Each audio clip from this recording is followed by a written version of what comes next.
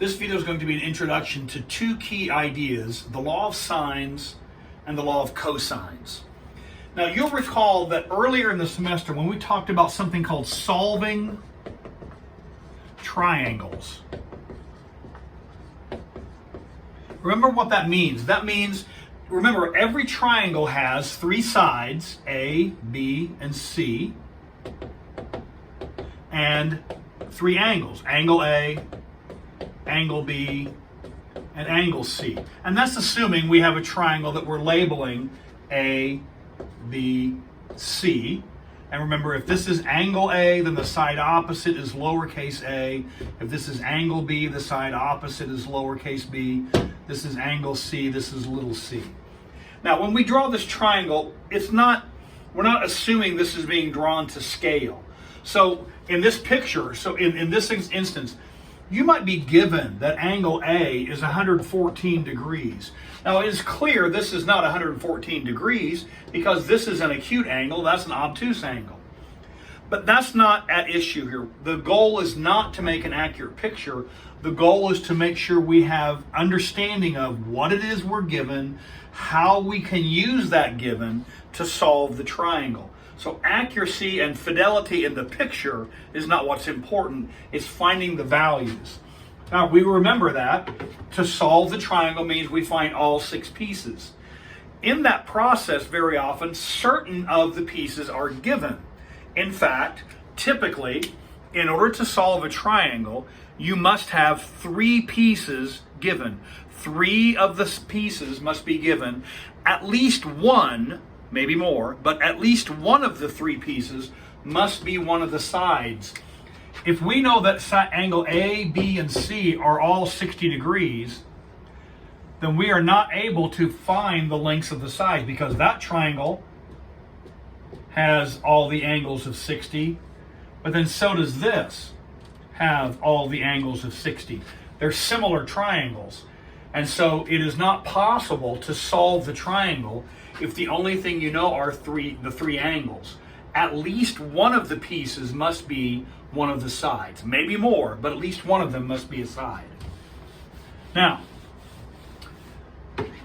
up until now, whenever we solved a triangle, we assumed that one of the angles had to be a right angle.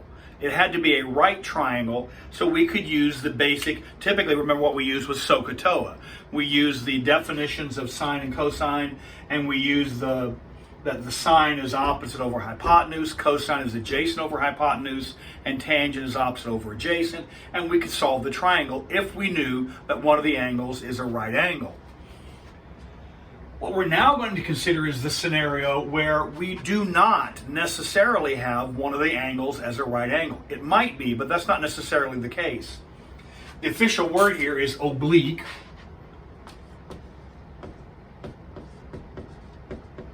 An oblique triangle is not a right triangle.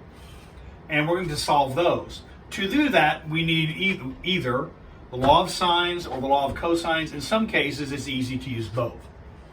Now, first we're going to talk about when we should use one or the other. Usually,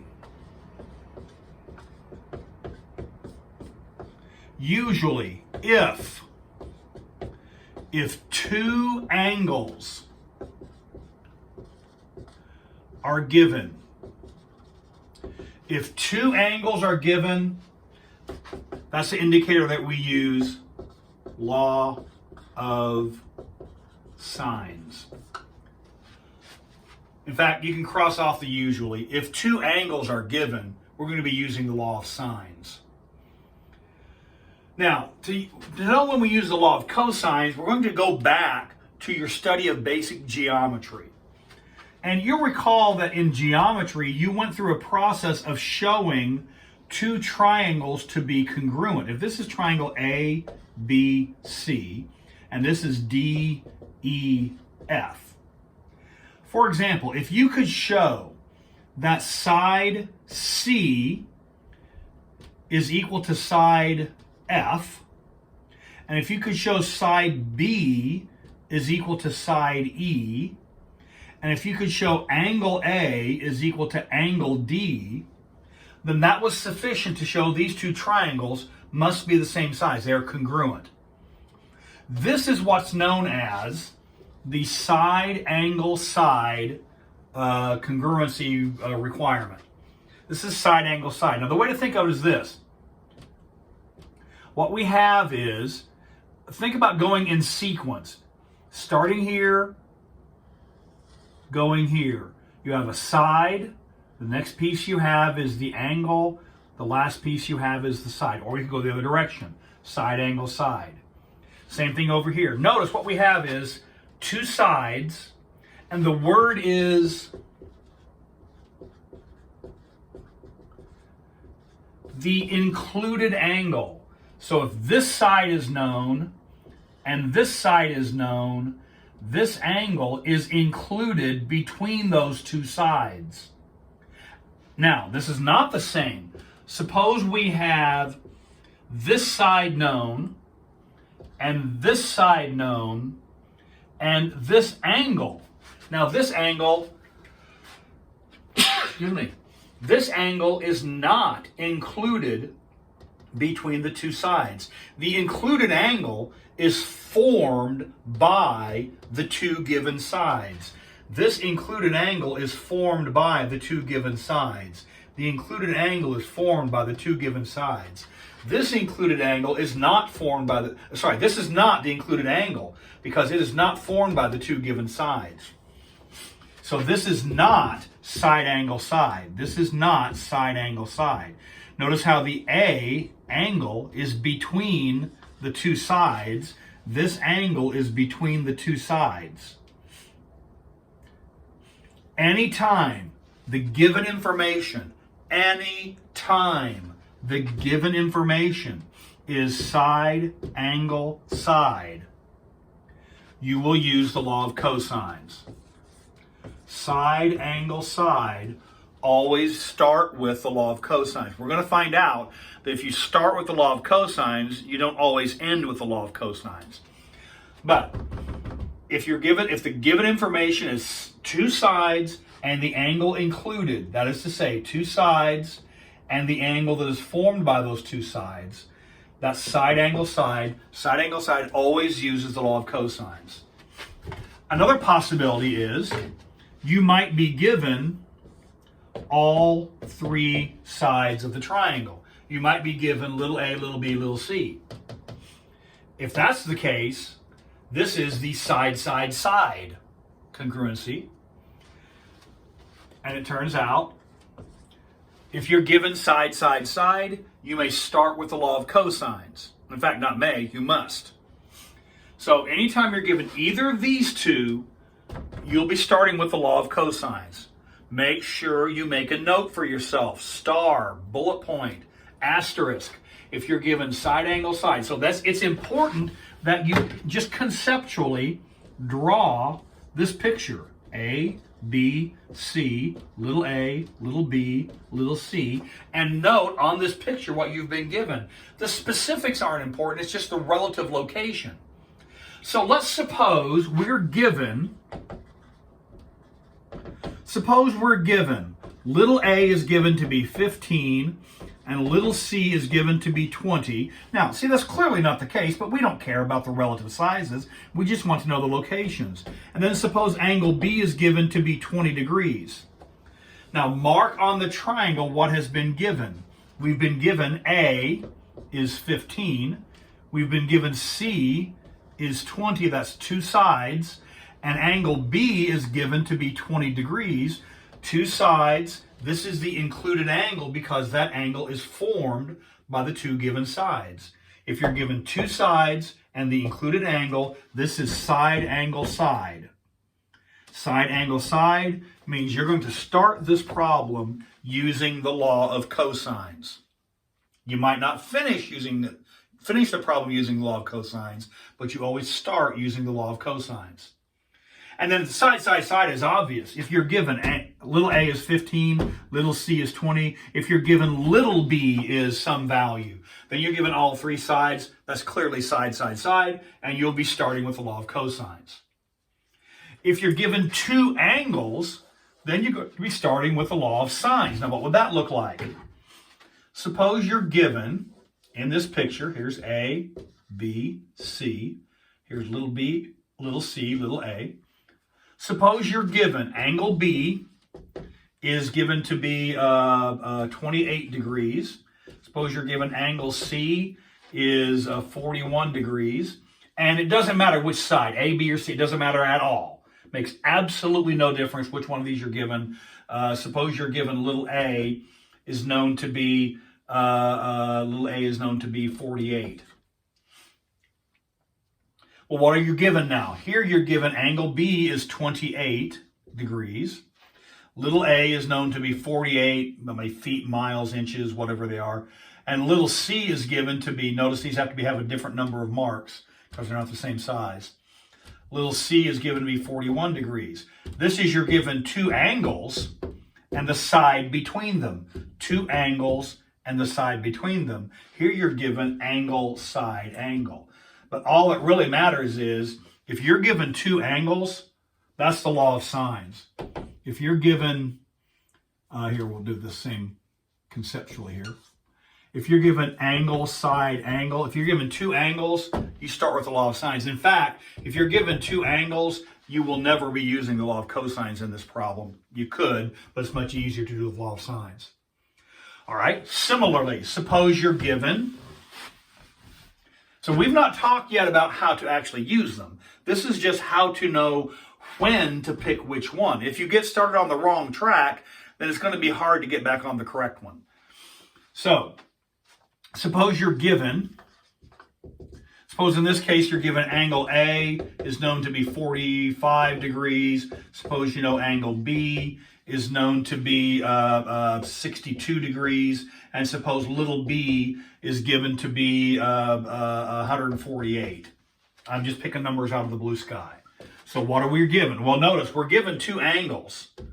If you're given two angles, you know it's going to be law of sines, because if two angles are given, forget the usually. If two angles are given, you're using the law of sines. Here's A, B, C. It doesn't matter how you label it. Here's little a, here's B, here's little c. So long as the side opposite is correct, it doesn't matter where you put A, B, or C. But angle A is 45, so that's given. Angle B is 62 degrees. And then side B is given to be 148. Notice here, you're given two angles, but the side is not between them. Strictly speaking, this is angle, angle, side. Angle, angle, side is the law of sines. All right? So now the question is, what other possibilities are there? Notice, if you're given all three angles, if you're given angle, angle, angle, the triangle cannot be solved. So that's neither case. The only other possibility is something like, there's one possibility that we have not yet covered here. And so let's see what that corresponds to. Suppose you're given angle B is known to be 18 degrees. Suppose side A is given to be 63, and this let's put units on here, feet. And suppose side B is given to be 42 feet. Now, what are we given here? Well, let's just make our little triangle. It doesn't matter how you, I'm going to put here. I'll put A up here this time. It doesn't matter where you put the values, so long as angle A and little a are opposite. So long as B is opposite little b and C is opposite little c. It doesn't matter which angle is labeled with which letter. So now we're given, angle B is given to be 18 degrees. Again, don't worry about the scale. Little a is given to be 63 feet, and little b is given to be 42 feet. Notice what we're given here is two sides, but the angle is not between them. Two sides and the angle is not between them. This is angle and then two sides. Notice here, the bane of every high school geometry instructor's existence. Here you're given angle, side, side. There's a great big angle, side, side right here. Anytime you see angle, side, side, you know something special is happening. This is what's called, anytime you're given angle, side, side, this is the ambiguous case of the law of sines.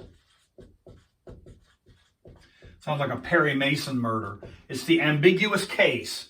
The ambiguous case of the law of sines. It is the law of sines. It's called the ambiguous case. It is a special case, and we'll talk about that later on. That's the special case. This is the special scenario, and it's always easy to tell when you're in this special scenario if you draw this picture. You have two sides, and the angle is not between them. Two sides, and the angle is not between them. You have angle, side, side. Anytime there's a great big angle, side, side staring you right in the face, then you know you're in the ambiguous case of the law of sines. Maybe there's some other memory device you can come up with to help you recognize that something unusual is happening here. But some way you need to be able to make sure that if you're staring angle, side, side in the face, that you need to know that this is the ambiguous case of the law of sines. We'll talk about that procedure in a later video. So that's all the scenarios. If you're given side, angle, side, and side, side, side, that's the law of cosines, either one of those two. If you're given, anytime you're given two angles, no matter what, that's the law of sines. Now, sometimes students say, well, wait a minute, two angles is law of sines. Why don't you just say two sides is law of cosines? And the reason is because of this stupid little, this little ambiguous case here. That throws the wrench in the memory device. Here, there are two sides known, but this is not the law of cosines. This uses the law of sines. All right? So that's the procedure, and that's how to know which of the two we're going to be working with. So now what we'll do is we'll go through some videos discussing how to actually work each of these laws and practice that procedure. It's not brutally difficult. It's just something you need to practice a little bit and write down procedure. Do this, do this, do this, do this, do this, and you're going to be good to go. Most students gravitate towards this very well. Another advantage here is everything we'll be doing with law of sines, law of cosines, all the angles will be in degrees. Students tend to have a little bit better feel for that. And so that's what's happening here. Anytime you have two angles given, that's the law of sines. That's the only thing you'll be using for the problem. Anytime you have side angle side or side side side, you'll start using the law of cosines. It turns out typically you use the law of cosines and law of sines, but you start with law of cosines. And then this is something special. This, you should know something special is going on when this is flashing in front of your eyes. And that's the ambiguous case of the law of sines, and we'll talk about that later in a different video. That's how to know which one happens when, and now we'll talk about the discussion of how to actually perform, how to actually do each problem.